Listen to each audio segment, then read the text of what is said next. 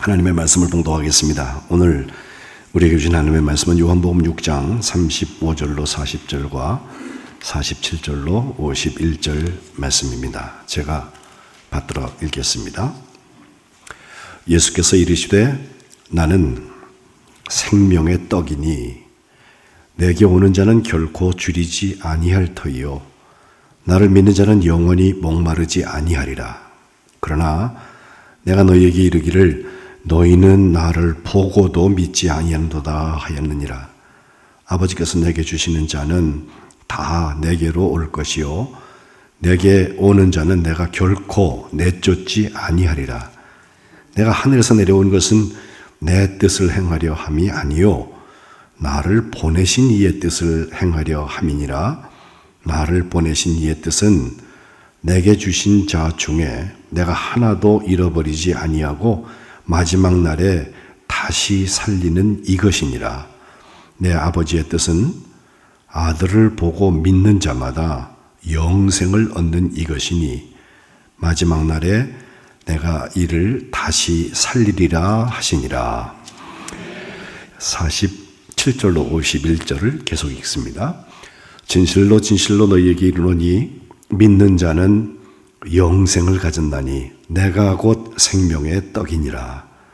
너희 조상들은 광야에서 만나를 먹었어도 죽었거니와 이는 하늘에서 내려오는 떡이니 사람으로 하여금 먹고 죽지 아니하게 하는 것이니라. 나는 하늘에서 내려온 살아있는 떡이니 사람이 이 떡을 먹으면 영생하리라. 내가 줄 떡은 곧 세상의 생명을 위한 내 살이니라 하시니라. 아멘. 이는 하나님의 말씀입니다. 오늘도 사순절 순례를 함께 하시는 우리 거룩한 하나님의 자녀들 하나님 기억하여 주시고 십자가를 향하여서 그리고 부활을 향하여서 달려가는 우리의 순례가 주님의 인도하심 받기를 축복합니다.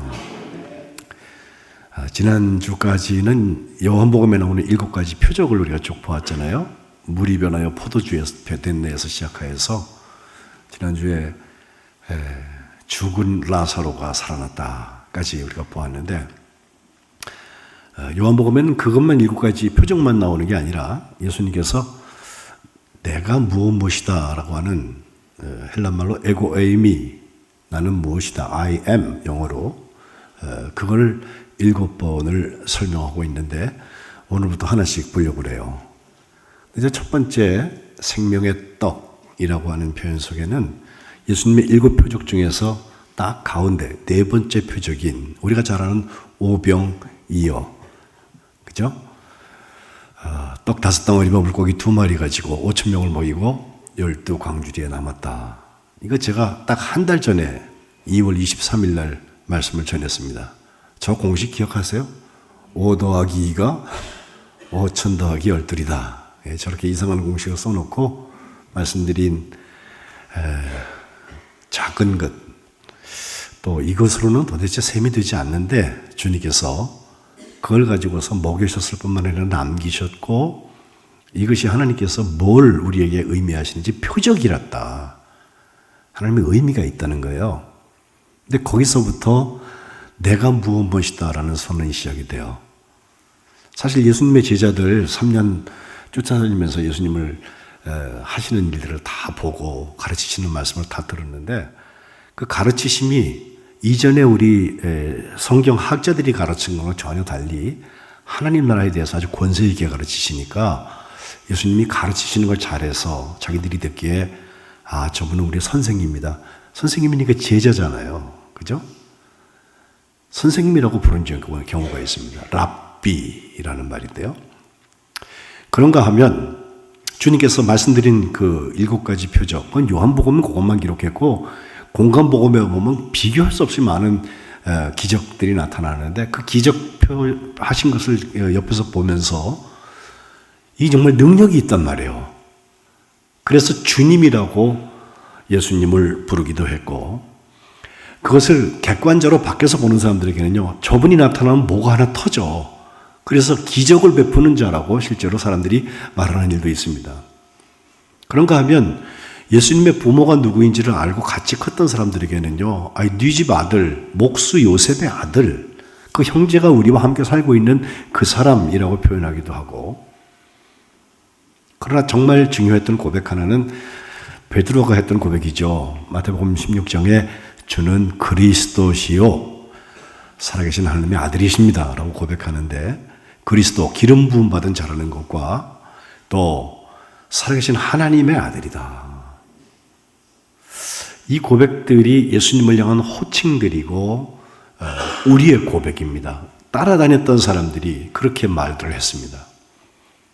예수님께서는 거기에 대해서 나는 그리스도다, 나는 너희가 원하는 랍비나 혹은 주다, 이런 말씀하지 아니하시고 비유로 7가지 설명을 하고 계세요.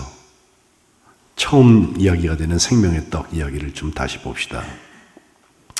오늘 본문 제가 35절부터 읽었는데요. 그 앞에 보면 말씀드린 대로 오병이어의 기적이 있은 다음에 사람들이 예수님을 쫓아다니기 시작을 해요. 물론 그전에도 쫓아다녔지만 이 엄청난 일을 만났으니, 경험했으니 예수님을 막 추적해서 쫓아가는데 주님께서 그들을 세우시고서 26절에 너희가 나를 찾아오는 것은 보니까 이 표적을 보았기 때문에 쫓아오는 게 아니라 떡 먹고 배가 불러서 그러지, 그 기적 본 것 때문에 쫓아다닌다는 거예요. 떡이라는 말이 신약 성경에 97번 나오는데 그 중에 오늘 우리가 있는 요한복음 6장, 좀 길긴 해요. 70절이 넘으니까. 그 속에 97번 중에서 5분의 1 넘는 20번이 나와요. 떡. 예? 과연 진짜 떡은 뭐냐 말이에요. 떡을 먹고 배불러서 날 따라온 건 내가 알겠는데, 아니야, 표적을 봐야 돼. 이것은 단순히 내가 능력이 있다는 걸 너한테 보여주려고 그러는 게 아니야. 여기에 담겨진 의미가 있다는 거예요. 그리고 27절에 하시는 말씀이, 양식은 2가지가 있는데 하나는 이따가 썩는 양식. 여러분 냉장고에 안 놔두고서 놔두면 이제 식중독 걸리는 계절이 곧 옵니다. 그죠? 식중독같이 그렇게 균이 피고 나중에는 썩어져 버릴 수밖에 없는 양식이 있는가 하면 반대로 영생하도록 있는 양식이 있다는 거예요. 교회가 줄 수 있는 양식은 썩을 양식이 아니에요. 물론 썩을 양식을 통해서도 예수님의 사랑을 전해요. 그러나 교회가 주려고 하는 것, 교회가 예수님을 통하여서 우리가 얻으려고 하는 것은 영생하도록 있는 양식입니다. 주님은 썩을 양식을 위해서 일하지 말고 영생하도록 있는 양식을 위해서 일하라고 말씀하시는데, 그 일이 바로 저 믿음의 역사입니다. 사람들이 묻습니다. 우리가 어떻게 해야 하나님의 일을 하겠습니까? 그랬더니 주님이 하신 말씀 29절 한번 다 같이 읽어봅시다. 예수께서 대답하여 이르시되 하나님께서 보내신 일을 믿는 것이 하나님의 일이니라 하시니. 아멘. 믿는 게 일이에요. 예. 믿기 위해서 우리가 일을 많이 하는 게 아니라 믿는 것 자체가 하나님의 일이에요. 하나님께서 그걸 그렇게 기뻐하시고 우리한테 하도록 하셨습니다. 돌아보면 예수 믿는 사람들을 비아냥거리기 위하여서 사람들이 믿으면 다야? 라고 말하거든요. 제가 반문합니다. 믿지도 않고 다를 얘기하지 마라. 예? 믿는 건 하나님의 일이라니까요. 예. 우리가 볼 땐 별거 아닌 것 같지만 영생하도록 있는 양식, 세상 사람한테 도움이 안 된다. 오히려 우리의 삶에 막 여러 가지 균형도 깨트리고 또 우리가 그것 때문에 붙들려 있는 시간도 많고 사순절 그럼 막 기도하라고 그러고 회개하라고 그러고 금식하자고 그러고 막 이러니까 힘들잖아요. 묶인 것 같아요. 근데 그게 하나님의 일을 이루는 자리예요. 괜히 하라는 게 아니에요. 제가 여러분 왜 괴롭히겠어요? 예? 믿지 않기로 작정한 사람들을 저도 40년 목회하면서 많이 봅니다. 그 사람들은 제가 나 안 믿겠어요 라고 그렇게 말은 안 하는데 속엔 그게 쏙 들어있어요. 표현을 잘 커버해서 숨겨서 이러고 있지 사실 속에 그게 있어가지고 눈앞에 표적이 나타나면 그때는 반짝하는데 그게 기적으로 보여요. 그냥. 그래서 표적이 의미하는 것을 찾아가려고 하지 않고 믿지도 않습니다.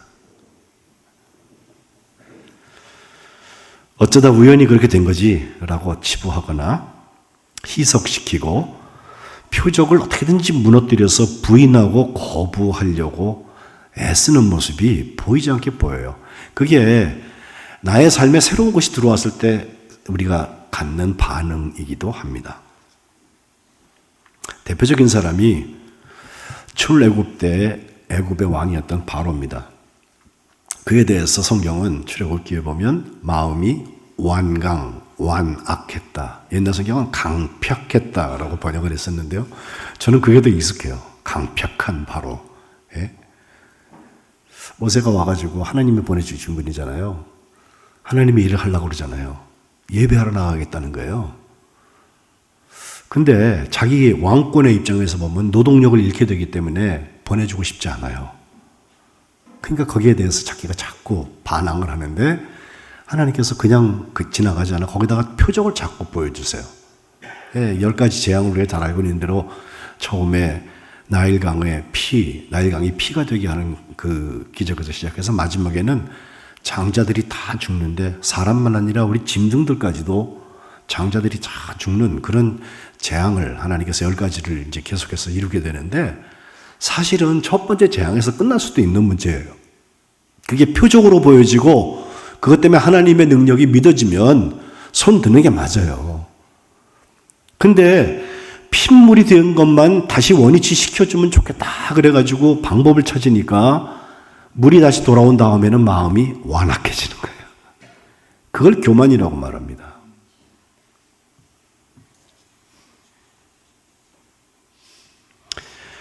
열 번의 재앙이 끝난 다음에 항복해서 결국은 내보내고 만 다음에 그러고 보니까 억울했는지 자기 부대 중에서 최정예 부대를 다 골라가지고서 그 무리를 죽여버리겠다고 쫓아가잖아요. 그것도 안 했어요. 더 좋았을 텐데. 결국 홍해바다에 그는 수장되고 맙니다. 생각해보면 이런 일들을 통하여서 우리가 믿지 않기로 작정된 사람들의 한 단면을 보게 되는데 사실 우리 사회에 지금 어떤 비판이랄까요? 비판도 긍정적인 비판이 있어요. 비판을 통해서 사회가 발전합니다. 그러나 부정을 위한 부정을 하는 비판은 백해무익합니다. 대안도 없이 무조건 안 된다는 거 아니에요? 그래서 그걸 비판이라 안 하고 비난이라고 그래요. 또 비난 비슷하게 영적으로 보면 더 큰 문제가 아닌데 그게 비방이라는 거예요. 새벽에 오시는 분들은 무슨 얘기를 하는지 아실 거예요. 신성모독이라는 말이 비방이라는 뜻이에요. 예? 하나님의 이름, 하나님께서 하시는 일을 방해할 뿐만 아니라 자꾸 긁어내리려고 그래요. 자기 수준에서는 그게 전부예요. 그러나 하나님은 그보다 크세요. 비판하고 비난하고 또 비방하는 파괴적인 삶의 방식 속에는 저 믿음의 역사가 싹트지 않습니다. 일어날 만 하다가도 없어져 버려요. 그래도 하나님께서 불쌍히 여기시고 사랑하시면 자녀라 싶으면요 그걸 붙들고 가르치느라고 매를 때리기도 하고 자꾸 권면하고 자꾸 부대끼는 일이 있어도 양심의 가책도 주시고 어떻게든지 믿고 구원하게 하려고 하시는데 그게 다 끝났을 때는 그냥 내버려 두십니다. 뭐 내가 하나님한테 그렇게 해도 나 아무 일도 없는데 그때가 가장 조심해야 될 때예요. 정말 버림받기 직전입니다. 한편 교회에서 하는 일들이 참 많죠. 오라가라도 많고요. 그냥 와서 예배 드리고 은혜 받으라는 말만 아니라 교회가 정말 교회 역할을 하려면 한 영혼 구원하기 위해서 저 믿음의 역사, 일을 해야 돼요. 그 일의 문이 열려지는 게 그게 목회야 사실은. 예? 여기 수천 명이 앉아있다는 게 목회가 아니에요. 그들이 가서 삶의 자리에서 주의 일을 감당하고 또 모였을 때는 모여서 주의 일을 함께 감당하고 전문성을 가지고 감당하고 또 개개인의 개인기를 가지고 감당하고 그게 교회예요. 그런데 교회에서 하는 일이 다 주님의 일일까? 조금 생각해 볼 필요가 있어요. 하는 일들이 다 모여서 주의 일을 만드는 건 맞는데 어떤 때 보면 주님의 일을 시작하는데 주님이 안 보이기 시작하면요. 주님의 일에서 주님을 빼버리면요. 일만 남아, 일만. 사회에서도 일하고 여기까지 와서 일만 하실 거야? 그건 아니잖아요. 그 일만 남아서 서로 소리가 나고 힘들어하고 미루고 피하고 그러는 교회들도 저는 보았습니다. 지금 오병이어의 기적 바로 앞에 베데스다 연못에서 38년 된 병자가 일어났던 기적이 있잖아요. 그 사람은 일어나지 못하는 사람인데 저기까지 물에만 들어가면 되는데 움직일 수가 없어갖고서 그 자리에 놓여있던 사람이거든요. 근데 주님께서 그 사람을 자리를 들고 일어나 걸어가라 그렇게 말씀하신 다음에 그 일이 일어났단 말이에요. 근데 하필 그날이 안식일이었죠. 안식일은 하나님께서 거룩하게 지키라고 했으니까 그날 다른 일을 하지 않는 게 맞습니다. 쉬는 날입니다.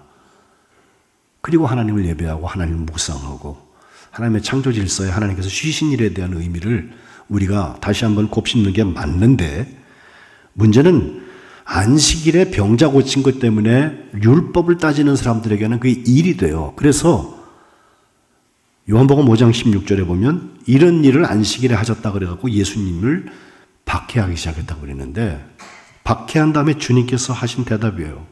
17절에 내 아버지께서 지금까지 일하시며 나도 일한다. 안식일이 쉬는 건 맞는데 하나님의 일이 진행되고 있으니 내가 그 일을 한다는 거예요. 그리고 예수님의 고난에 대한 말씀을 쭉 하신 다음에 24절에 보면 내가 진실로 진실로 너에게 이른다.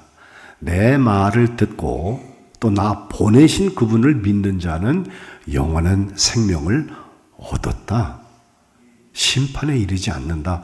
사망에서 생명으로 옮겼다고 선언했어요. 그게 주의 일이에요. 아무것도 아닌 것 같지만 사람들은 알아주지 않는 것 같지만 우리가 감당하고 있는 그 주의 일 가운데는 이와 같이 하나님께서 보내시는 그분 예수님을 믿는 역사가 나타나서 그 믿음으로 인하여서 우리의 삶이 바뀌고 우리 주변에 구원의 영향력, 생명의 영향력을 주게 되는 것입니다. 뉴스 틀어보면 그냥 뭐 답답해. 이제 3불까지 막 나가지고 어젯밤에 난리가 났어요, 여러분. 건조할 때 조심 좀 해야 할 텐데 그런 마음을 가지면서도 일어난 일은 어떻게 해, 그죠? 뭐 탄핵도 그렇고 지금 뭐 뉴스만 틀면 마음이 어두워지는데 그 어두운 데서 죽겠다 그러고선 새까맣게 만들지를 마세요. 그런 일들을 통해서도 하나님께서는 새로운 일을 하세요. 반드시 하십니다. 우리가 답답할 뿐이지 어제 됐으면 좋겠는데 오늘까지 온 게 힘들 뿐이지. 하나님의 일이 있어요. 결국은 예수 믿고 구원받는 사람들이 우리가 그때 잘 믿었어. 이젠 내가 권세 부려야지. 이게 아니에요. 믿음의 역사를 감당한 것 자체가 하나님의 기쁨입니다. 우리 거기에 부르시는 거예요. 그걸 우리가 표적이라고 말하고 주님께서 오병이어의 기적과 함께 설명하실 때는 세상에 생명을 주는 하나님의 떡이라고 말씀하셨어요. 야, 이것도 기가 막힌 얘기예요. 사람들은 주님한테 묻습니다. 당신이 그걸 믿게 하는 건 좋은데 믿도록 하는 표적이 뭡니까? 무슨 일을 하고 계십니까? 뭘 보여주시겠습니까? 라고 말하면서 우리 조상들은 저 광야에서 만나를 먹었습니다. 근데요, 여기도 비밀이 있습니다. 지금 예수님께서 오병이어 했다고 그랬잖아요. 그 많은 사람들을 한 번에 먹이셨어요. 그러면 사실 만나를 갖다가 내면 될 것도 아니에요, 이것도. 그런데 기간으로 보면 만나는 무려 40년 동안 아침에 일어나면 하나님이 가시 같은 것을 주셨는데 그게 뭐지? 라고 시작했던 만나라는 게 그들의 양식이 되어서 40년 행군을 했단 말이에요. 세대가 바뀌었어요. 출애굽한 때부터 저기 가나안에 들어갈 때까지 사람이 다 출애굽한 사람이 2명 빼놓고 다 죽었다고 되어 있는데 그 사람들은 매일 먹는 게 똑같아요. 예? 만나라고 하는 이상한 음식과 가끔 고기 달라고 그러면 하나님께서 메추리 갖다가 몰아다 주고 쇠고기 먹은 거 그게 다야. 예? 근데 여러분 생각해 보십시오. 우리 조상들이 광야에서 만나를 먹었습니다 라는 말 속에 그와 같은 증거가 매일 있었으면 좋겠다고 하는 기대는 있었을 거예요. 근데 주님께서 거기에 대답하신 것은 32절에 너희 모세가 그거 하늘로부터 떡 준 줄 알아? 그렇지 않아. 내 아버지께서 하나님께서 너희한테 하늘로부터 참 떡을 주신다 그랬거든요. 그게 진짜 떡이라는 거예요. 영생하도록 주는 떡. 만나는요 하루만 놔두면 그 다음에 냄새가 나서 못 먹는다고 그랬어요. 그래서 일용할 양식이에요. 그러면서 33절에 하나님의 떡은 뭐냐? 하늘에서 내려서 세상에 생명을 주는 것이다. 결국 그 생명은 예수님의 십자가를 통하여서 이루어졌습니다. 제가 40년을 목회했다고 자꾸 말씀드리는데 그 중에 8년 8개월 10일 동안 한 교회를 섬겼어요. 담임 목사로 섬기면서 하나님께서 왜 일로 보내셨나 그렇게 기도하는데 제가 늘 믿음, 소망, 사랑 한 해씩 붙들고 목회를 해봐요. 그럼 주님께서 길을 많이 여시거든요. 그리고 믿음, 소망, 사랑 이 세 가지가 항상 있을 것이고 그 중에 제일 사랑이라고 그랬으니까 그냥 성경을 읽어봐도 그건 참 중요한 목회 신망의 원리 같습니다. 그래서 믿음의 역사를 기도하는 그 해에 그 교회에 정말 대박 터지는 일이 하나 터졌는데 그 믿음의 역사가 뭐였을까요? 사실 집사님도 아니고 성도님 믿는 한 할아버지가 하나님의 부르심을 받는 사건이 일어났어요. 그분은 평일에도 더러 교회에 오셔서 같이 기도도 하고 하시고 심심하다 그러면서 교회 가서 휠체어 타고 다닐 때도 밀고 가라고 그래요. 교회에 오셔서 이렇게 한번 둘러보시고 가시고 그러던 분인데 뭐 교회 직분이 있거나 교회 역사가 오래된 그런 분은 아니라고 보여져요. 제가 가서 얼마 안 돼서 있었던 일인데 그래도 그 장녀가 귀해서 장녀를 잘 섬겼는데 그 아들이 셋인데 첫째는 교회 권사님이고 부부가 정말 교회를 잘 섬기는 주의 일을 잘 감당하는 그런 부부 권사님들이고 둘째는 교회에서 한 번도 본 적 없어요. 교회 안 옵니다. 동네에서 같이 컸고 예? 교회가 가까이 있어서 영향은 받았는데 뭐가 바쁜지 보일 수가 없어요. 근데 알고 보니까 아버지가 장례가 나니까 오잖아요. 상주 중에 있으니까. 그 사람이 저기 오창이라고 저 세종시 옆에 있는 그 도시 거기에다가 한 블럭 전부가 자기 회사야. 그때 나노 무슨 그 기술 가지고서 벤처 기업을 열었는데 그 기업이 대박 터져갖고 여러분 가지고 계신 휴대폰에 조금 밝게 보이게 하는 기술을 가지고 있어요. 그이가. 야 이게 돈이 어마어마하더라고요. 주식 성장했는데 잘 올라가고 뭐 경영이 잘 돼요. 그래서 그가 살아가는 얘기를 들어보니까 하루가 24시간이 부족해. 근데 대체로 보면 돈 벌려고 부족한 거지. 그 다음에 놀려고 부족한 거고, 그죠? 네. 썩을 양식을 위하여서 사람들이 그렇게 바쁘고 또 집중하고 사는 것은 사실입니다. 어쨌든 장례를 그부 아들 때문인지 5일장을 해가지고요. 그냥 장례식장도 저 큰 병원에 제일 큰 특실 해가지고요. 무슨 잔치하듯이 또 어르신도 연만하셔서 돌아가셨고 그렇게 장례를 마쳤어요. 그리고 나서 제가 담임 목사고 장례를 해서 감사하다고 유족들이 밥 먹자고 그래서 얘기를 하는데 그 아들들이 그런 얘기해요. 우리 아버지를 기념하면서 교회에 뭐 좀 하고 싶다고. 그래서 하필 그날 새벽에 제가 읽은 말씀이 오병이어아니에요. 그래가지고 오병이어에 보면은 예수님께서 제자들은 예수님 이거 다 해산시키고 집에 가서 막 밥 먹게 합시다 그랬는데 예수님이 하신 말씀이 니들이 먹을 걸 줘라 그러거든요. 아 여기 지금 광야하고 먹을 게 어디 있어요? 어떻게 줘요? 거기서부터 시작된 거란 말이에요. 너희가 먹을 것을 주라. 새벽에 그 말씀 묵상하다가 가서 그날 모임을 했는데 제가 그렇게 말씀드렸습니다. 교회 제빵시설 하나 하시오. 제가 그 제빵시설 하는 후배들을 알기 때문에 많이 후원도 했고 그 세트가 한 1,000만 원 좀 넘게 들어요. 뭐 제빵 기계가 몇 개 있거든요. 오븐을 비롯 오븐만 있다고 빵 고지는 게 아니에요. 믹스도 해야 되고요. 나중에 그거 여러 가지 하는 부분들이 있는데 그거 다 해서 한 1,000만 원 좀 드는 거 제가 알고 있어. 그래서 그 생각을 하고 그래 그거 해놓으면 참 좋겠다. 빵 고서 나눠줄 테니까. 그죠?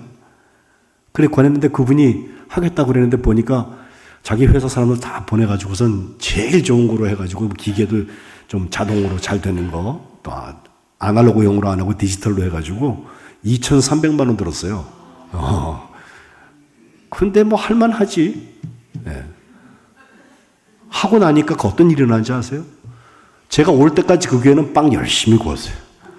1년에 밀가루만 2톤씩 구웠어요. 2톤의 무게를 모르시죠, 여러분? 밀가루 들어올 때 보면 정신이 없어, 아주 교회에. 예. 근데 그걸 구워가지고 제가 관심 있는 건 그겁니다. 그 빵 가지고서 누구한테 인심 쓰려고 하는 게 아니에요. 그 빵을 기도하고서 구워서 기도하고 보내거든요. 이문도 별로 안 끼지 않았는데도 불구하고 교우들이 다 와서 손과 발이 돼서 주의를 하고 나니까 그 빵이 가는 곳에서 역사가 나타나요. 또 빵을 제가 사도 담임 목사도 다 돈 내고 샀어요. 예. 교회에서 먹을 때는 먹어 그냥. 근데 가지고 갈 때, 교회 밖으로 가져갈 때는 다 세면서 돈 낸다. 1년에 한 300만 원어치쯤 제가 빵을 사 먹었다고 그러면 여러분 믿으시겠어요? 근데 제가 먹은 건 아니고 사가지고서 누구한테 보내주고 이런 거 있잖아요. 한 박스씩 막 보내주고 그랬으니까. 그러면 특별히 해외에서 한국 음식 없는 데서 선교하고 있던 선교사들이 왔을 때는요, 빵벼락 맞아라 그러고 보내주면요, 거기서 못 먹던 단팥빵, 소보로 한 박스를 갖다 주면은 갈 때까지 먹어, 갈 때까지. 오는 사람 대접하고, 예?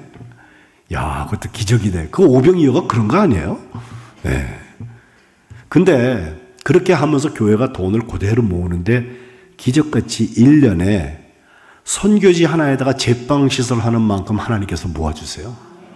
야, 그래서 그 교회에서는 첫 해에는 이슬람권의 중앙아시아에 있는 교회, 나라에다가 선교사에다 그거 만들어주고, 그 다음에는 저기 불교가 아주 성한 나라, 예?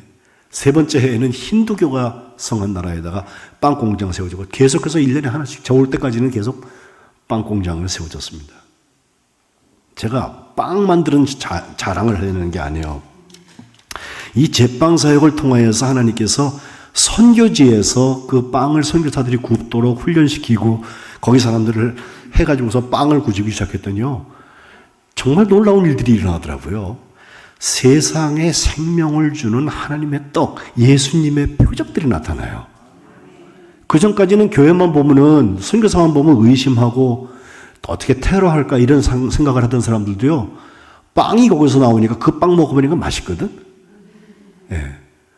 보호해주기 시작합니다. 거꾸로 편이 생겨요. 또 그러고 나니까 복음을 전할 수 있는 문들이 열려지고, 특별히 한 달쯤 후에 이제 우리 교회 오후 예배 와서 간증할 그 여자 선교사, 인도에 있는 그 선교사님은, 인도는 힌두이즘이잖아요.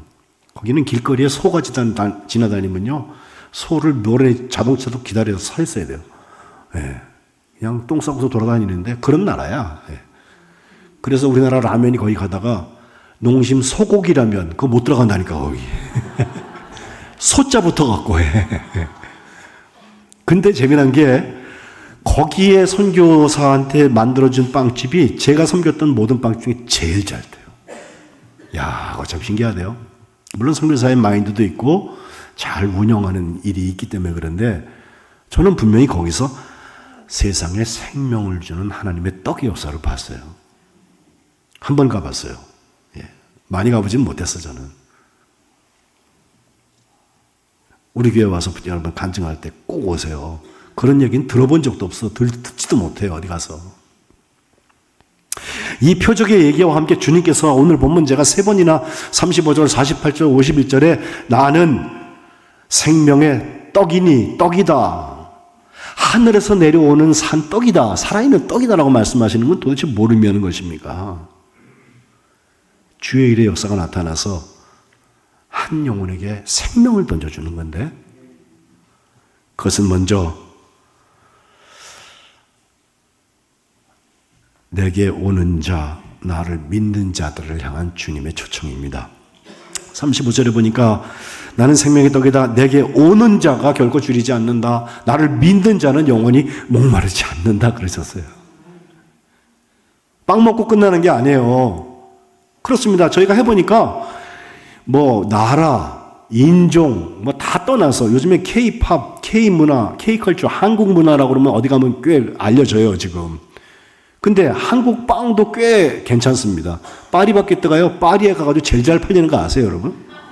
아이 참 이상한 세상이 왔어요. 근데 그게 한국 거기 때문에 그런 거거든요. 근데 우리가 한국 거라서가 아니라 빵은 줘보니까 그 사람이 이슬람이든 그 사람이 불교든 그 사람이 힌두교든 간에 먹고 똑같이 빵이더란 말이에요. 저는 그 빵을 구워주면서 하고 싶은 마음, 그 말이 있어요. 빵이 누구에게나 똑같은 것처럼 예수님은 누구에게나 똑같습니다. 믿는 자에게 생명을 주시는 분이에요. 그러면서 문이 슬슬 열려가지고서 교회 가까이에 사람의 변화가 역사가 나타나고 마을이 달라지고 말이에요. 오늘 읽은 40절에 내 아버지의 뜻은 아들을 보고 믿는 자마다 영생을 얻는 이거다. 마지막 날에 내가 이 사람들을 다시 살리겠다. 주님 약속하세요. 우리 만안교회는 주님께서 어떤 계획을 가지고 계시는지 아직 모릅니다. 그러나 분명히 진행하고 계세요. 반드시 이루실 거예요. 생명의 떡의 역사가 예수님을 찾아가서 주님께 가서 오는 자, 주님을 믿는 자들을 통하여서 이루어지시기를 주님의 이름으로 축복합니다. 두 번째, 먹고 영생하는 떡의 이야기입니다. 48절과 51절에 진실로 내가 너에게 말한다. 믿는 자가 영생을 가졌다. 내가 곧 생명의 떡이다. 48절에 말씀하시는데, 그리고 나서 51절에는 나는 하늘에서 내려오는 살아있는 떡이다. 사람이 이 떡을 먹으면 영원히 산다. 영생하리라. 내가 줄 떡은 그 세상의 생명을 위한 내 살이라고 말씀하세요. 아, 이제부터요. 그 무슨 카니발리즘이라고 그래서 그 식인주의에 대한 오해를 살 수 있는 부분들이 나와요. 근데 여러분 이건 복음을 공격하려는 사람들이 그렇지 와 보면 그렇지 않은 거 알잖아요. 제가 뭐 사람 피 나눠주고 그렇게 합니까? 그건 아니잖아요. 주님께서 하셨던 것을 보면 이 살을 통하여서 너희가 먹고 영원히 살라는 거거든요. 그래서인지 요한복음에는 예수님의 성찬 기사가 나오지 않습니다. 대신에 제자들의 발을 씻어주신 것으로 되어 있어요. 근데 그것을 여기 6장에 다시 한번 깊이 설명하고 계신 장면이 바로 오늘 본문 이후에 계속 나오는데, 사람들은요 어떻게 자기 살을 우리에게 먹게 해? 이런 질문을 가지고 있지만 주님께서 하시는 말씀 54절, 내 살을 먹고 내 피를 마시는 자가 영생을 갖는데 내가 다시 살릴 건데 내 살이 참된 양식이다. 아까 썩어지는 양식 말고 영생하도록 있는 양식, 그 양식이고 내 피는 참된 음료다. 다시는 목마르지 않는 음료다 라고 하면서 꼭 성찬 때 우리가 떡을 나눠주고 무슨 포도주를 나눠주면 그거 먹고서 은혜 받는 거랑 똑같은 얘기를 하고 계시거든요. 근데 정말 이 참된 양식과 참된 음료의 이야기는 과연 무엇일까요? 살과 피를 먹는 건 무엇일까요? 그 비밀은 56절에 있습니다. 한번 읽어봅시다. 내 살을 먹고 내 피를 마시는 자는 내 안에 거하고 나도 그의 안에 거하리니. 아멘. 주님이 내 안에 거하시는 거예요. 내가 주님 안에 거하는 거예요. 이것은 기도에서 잘 나타납니다. 우리가 주님 안에 거하면 세상 사람들 좋아하는 거 아무거나 막 주신다고 그래요. 그게 축복이 아니에요. 그건 어쩌면 기복 신앙 가진 사람들이 가질 거예요. 세상에서 써먹으려고. 썩을 양식입니다. 그거. 속지 마세요. 축복이 있다면 그것은 우리가 주님 안에 있는 그때부터 시작되는 거예요. 그때 내가 가진 것도 복이고 내가 드리는 것도 복이고 내가 쓰임받는 것도 복이에요. 또 하나는 우리가 주님 안에 있을 뿐만 아니라 주님이 우리 안에, 또 주님의 말씀이 우리 안에 있을 때 어떤 일이 일어납니까? 우리의 마음이 달라지고 가치 기준이 달라져요. 주님의 마음을 따라서 우리가 구하기 시작해요. 주님의 뜻을 구하는 거예요. 그리고 주님께서 그것을 이루시는 게 기도입니다. 뜻이 하늘에서 이루어진 것까지 땅에서도 이루어지이다. 요한복음 15장 7절에 너희가 내 안에 거하고 내 말이 너희 안에 거하면 무엇이든지 원하는 대로 구해라. 그러면 이루라 그러셨거든요. 요것만 딱 잘라서 보면요. 우리가 무슨 도깨비 방맹이 쥐고 있는 줄 알아. 예? 탄핵하고 반대하면요. 자기가 막 기도하면 그대로 되는 줄 알아요. 그거 아니에요. 하나님의 뜻이 따로 있어요. 거기 코드를 맞추는 게 기도 응답입니다. 그때 주의 뜻이 우리 가운데 이루어질 것입니다. 이 말쯤 설명해 놓으니까 사람들이 하나 둘씩 떠나가기 시작했어요. 야, 그거 이해하기 어렵다. 이 말씀은 어렵도다. 누가 들을 수 있겠나? 누가 받아들일 수 있겠나? 사람들이 수근수근거리기 시작하니까 주님께서 야, 너희들 걸림돌 되냐? 그리고 이것은 믿지 않는 사람이 있다는 것을 주님께서 설명하셨고, 그는 결국 예수님을 팔 사람 가룟 유다 마귀라고까지 얘기하고 있어요. 그런데 그때 우리의 베드로가 제가 예배 시작에 읽은 참 좋아하는 고백을 하죠. 영생의 말씀이 주님께 있는데 우리가 누구에게 갑니까? 주님께서 니들도 갈래? 그러셨거든요. 아니에요. 예수님한테 있겠어요 하면서 우리가 주는 하나님의 거룩하신 자인 줄로 믿고 알았습니다. 믿음이 먼저라는 거 다시 한번 기억하십시오. 다 알아지고 경험되어지고 증명되어지고 믿는다 그러죠. 그때도 안 믿는 사람이 있다니까요. 생명의 떡이라고, 썩어질 떡이 아니라 생명의 떡이라고 말씀하실 때는 이 말씀 생각하면 딱 좋아요. 결국 믿고 아는 것입니다. 우리 믿음의 역사가 충만히 이루어지시기를 축복합니다. 이제 봄바람이 불기 시작을 해서 사순절, 이게 봄이라는 뜻인데요. 예수님께서 태어나신 그 조그만 마을이 베들레헴 맞죠? 그 베들레헴, 떡집이라는 뜻이에요. 또 오병이어 주님께서 가르치시면서 내가 생명이다, 생명의 떡이다 선언하셨죠. 주님께서 최후의 만찬에서는 마지막 십자가 전에 살과 피를 그 빵과 그 떡과 그 포도주에다가 담아주시고 결국은 저 십자가에서 그 몸을 찢으시고 손에 못 박히시고 머리에 가시관 쓰시고 피 흘리셨어요. 그리고 죽으셨어요.